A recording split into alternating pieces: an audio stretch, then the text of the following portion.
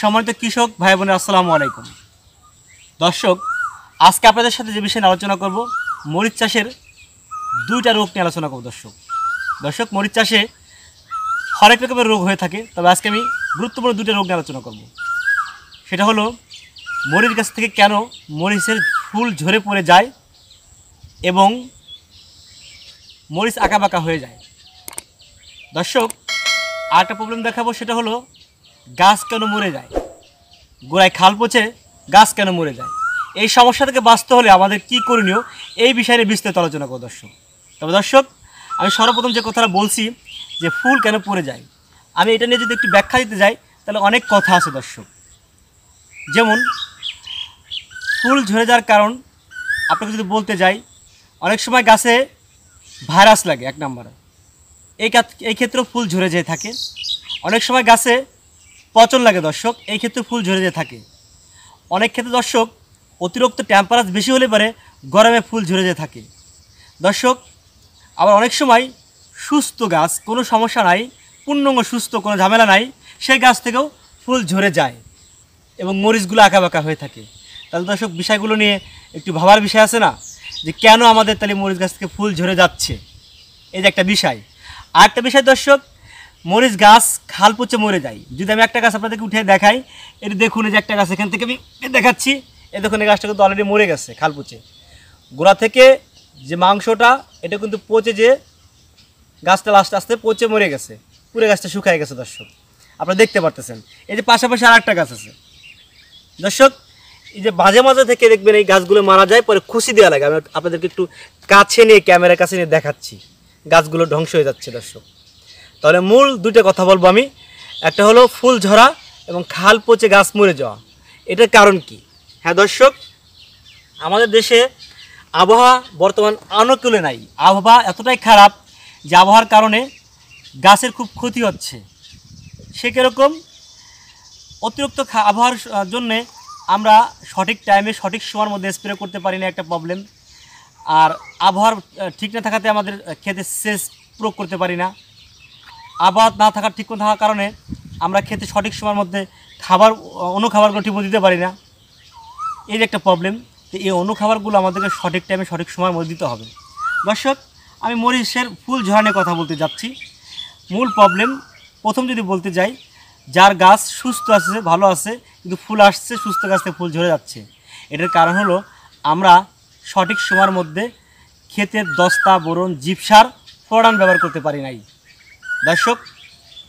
শুধু TSP, potash, urea, DIP দিলেই আর ভালো স্প্রে করলেই গাছের ফুল শ্বাস থাকে না দর্শক। দস্তা হলো গাছের রোগ প্রতিরোধ ক্ষমতা বৃদ্ধি করে, বোরন হলো গাছের ফলন বৃদ্ধি করে এবং ফলটা সাইজে বড় করে এবং আঁকাবাঁকা বন্ধ করে। এবং দর্শক, থিবিটটা গাছের একটা ভিটামিনযুক্ত একটা বিষয়, যেটা বাংলা কথা বললে পরে আপনারা চিনতে পারেন যে সমস্ত নামে, সেই নামগুলো আমি বলতেছি। যদি গ্রুপদের বলতে যাই তাহলে অনেকে আমরা চিনি না দর্শক। সালফার, ম্যাগনেসিয়াম সালফার আমরা দিয়ে থাকি, খোলা সালফার, এটা আসলে ঠিক না। আমরা ভালো দামের সঠিক সালফার, যেটা ম্যাগনেসিয়াম সালফার, সেটা দেবো, যেটা দিলে গাছের খুব ভালো কাজে লাগে। গরমের সময় গাছকে ঠান্ডা রাখে এবং ঠান্ডার সময় গাছকে গরম রাখে। জিপসামের কিন্তু এরকম কিছু কাজ করে থাকে দর্শক। এই খাবারগুলো যদি মাটিতে সঠিক মতো না দিতে পারি, তাহলে ফুল শ্বাস আসলেও সেগুলো ঝরে পড়ে যায়, স্প্রেতে সঠিক কাজ হয়ে থাকে না। আর এই খাবারগুলো সঠিকভাবে দিয়ে রাখলে দর্শক, সেই সমস্ত ক্ষেত থেকে আপনার ফুল শ্বাসগুলো সহজে ঝরে না এবং অধিক ফলন বৃদ্ধি হয়, একটা প্রবলেম ছিল। আর যে প্রবলেমগুলো সেগুলো তো আমি বলেই দিছি, পচন আসলে ঝরে যায়, পচনের ওষুধ প্রয়োগ করতে হবে। এবং গাছে যদি ভাইরাস ধরে তাহলে ঝরে যায় ফুল শ্বাস, তাহলে ভাইরাসের ওষুধ প্রয়োগ করতে হবে। এবং দর্শক, যদি গাছে পাতা হলদে বরণ হয়ে যায় তাহলেও ফুল ঝরে পড়ে যায় এবং অতিরিক্ত টেম্পারেচার থাকলে পরেও ফুল ঝরে পড়ে যায়। তাহলে দর্শক, এই সমস্যা থেকে বাঁচতে হলে আমরা কী ব্যবহার করব, যাতে অতিরিক্ত রোদ হলে পরেও গাছকে রোদ ট্যাকেল দিবে এবং গাছে এই ধরনের সমস্যা দেখা দেবে না এবং গাছ থেকে ফুল শ্বাস ঝরে যাবে না। এই ক্ষেত্রে আমরা কি ব্যবহার করব, আমরা একটি স্ক্রিনে ছবি দিয়ে দিচ্ছি এবং আপনাদেরকে বলেও দিচ্ছি দর্শক। আমি আজকে গ্রুপ সম্পর্কে বলে দেবো এবং গ্রুপ সম্পর্কে জানার পরে যদি কোনো ব্যক্তি না বুঝতে পারেন, কমেন্ট করবেন কিংবা ফোন করবেন, আমরা বলে দেবো। এবং স্ক্রিনে দু একটা কোম্পানির ওষুধের ছবি দিয়ে দেবো দর্শক আমরা। তো চলুন দর্শক, আমরা বলে দিচ্ছি। আমরা সঠিকভাবে মাটির অনুখাবারটা ব্যবহার করব, দস্তা, বোরন, থিবিট, জিপসার, পাশাপাশি আমরা ব্যবহার করব। হ্যাঁ দর্শক, এখানে আরেকটা বিষয় আছে, গাছে যদি পাতায় কুকড়ামোকড়া ধরে তাহলে কিন্তু ফুল শ্বাস ঝরে পড়ে যায়। তাহলে কুকড়ামোকড়ার সাথে কথাটা বলে দেবো, কুকড়ামোকড়ার জন্য আমরা কী ব্যবহার করব। দর্শক, কুকড়ামোকড়া এখন তো হয়ে থাকে মাকড়সার কারণে এবং অতিরিক্ত টেম্পারেচারের কারণে এবং গাছে পোকামাকড় হওয়ার কারণে। তা আমরা সব কিছু মিলে দর্শক তাহলে আমরা কী ব্যবহার করবো আমরা একটু বলে দিচ্ছি আপনাদেরকে। আমি আশাবাদ আপনারা এই ওষুধগুলো যদি স্প্রে করে থাকেন খেতে তাহলে খুবই কাজে লাগবে। তো চলুন আমরা ওষুধের নাম বলে দিচ্ছি। আমরা ব্যবহার করব ওষুধের গ্রুপের নাম বলে দিচ্ছি, ম্যানকোজেব সাইমোক্সিল। দর্শক আবারও বলতেছি, ম্যানকোজেব সাইমোক্সিল, এবং এই গ্রুপের একটা ওষুধের ছবি আমরা স্ক্রিনে দিয়েও দিচ্ছি। দর্শক পাশাপাশি আমরা ব্যবহার করব কুকড়ামোকড়ার জন্য এবং সকল পোকা দমনের জন্য ব্যবহার করব অ্যাবামেকটিন। দর্শক আবারও বলে দিচ্ছি অ্যাবামেকটিন। আবার অনেকে কিন্তু বলে থাকে অ্যাবামেকটিন ব্যানজিৎ, তা না কিন্তু সেনাপোকের ওষুধ, এটা শুধুমাত্র অ্যাবামেকটিন। তাহলে দর্শক আমরা এটার একটা ছবি স্ক্রিনে দিয়ে দিচ্ছি এবং এর সঙ্গে আমরা ব্যবহার করব দর্শক কার্বন ডাইজিন গ্রুপের একটা ওষুধ। দর্শক আমরা এই করা ওষুধেরই ছবি স্ক্রিনে দিয়ে দিচ্ছি কোনো না কোনো কোম্পানির, এবং এই ওষুধটা আমরা একসাথে কম্বিনেশন করে ব্যবহার করার সময় প্রত্যেকটা গাছের গোড়ায় যদি একটু একটু করে স্প্রে করে যাই তাহলে আপনার খাল পচা রোগটা বন্ধ হয়ে যাবে, গাছ পড়া বন্ধ হয়ে যাবে।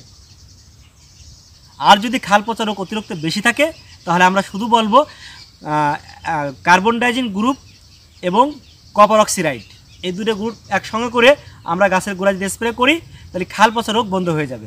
এবং সেই ক্ষেত্রে থাকতে হবে বাড়ির তলে অবশ্যই ফ্লোরান কার্বন ডাই। আপনি যদি ফ্লোরান ব্যবহার না করেন, মাটির যদি যে পোক মাখা এগুলো হয়ে থাকে, সেই সঙ্গে আপনাদেরকে ব্যবহার করতে হবে ফ্লোরান। দর্শক ফ্লোরান না ব্যবহার করলে পারে আপনার ক্ষেতে গাছে মাটিতে যদি আপনার লাল কেসে গুগা পোক, পাশাপাশি দর্শক যদি আপনার হরেক রকমের রোগ থাকে, পোক থাকে, সেগুলো মারার জন্য আপনাকে ব্যবহার করতে হবে ফ্লোরান। ফ্লোরান না ব্যবহার করতে পারলে আপনি ব্যবহার করতে পারেন ইমিডাক্লোপিডের তরল ওষুধ। দর্শক কেউ 55 তরল ওষুধ সারের সঙ্গে একসাথে করে মিক্স করে আপনি খেতে বুনিয়ে দিয়ে সেচ দিয়ে দেবেন। তো দর্শক আপনারা জানতে পারলেন, এবং আমি ফ্লোরানের ছবি দিয়ে দেবো কিংবা তরলের ওষুধটার ছবি স্ক্রিনে দিয়ে দিচ্ছি, দেখুন দিয়ে আসে অলরেডি। পাশাপাশি আপনারা এই বিষয় নিয়ে যদি আরও জানতে চান তাহলে আমরা আপনাদেরকে সবসময় বলে থাকি আমাদের চ্যানেল থেকে নাম্বারে কল করুন, আমরা আপনাদেরকে এই বিষয়ে আরও সুপরামর্শ দেবো এবং কমেন্টের মাধ্যমেও সুপরামর্শ নিতে পারবেন। দর্শক আজকে ছিল মরিচ চাষের ফুল ঝরে যাওয়া প্রবলেম এবং খাল পচা রোগের প্রবলেম নিয়ে আলোচনা। অবশ্যই আপনারা বুঝতে পারছেন, জানতে পারছেন। আপনাদের সুস্থতা কামনা করে আজকে ভিডিও এখানে শেষ করতেছি। দর্শক ভালো থাকবেন, সুস্থ থাকবেন, আল্লাহ হাফেজ।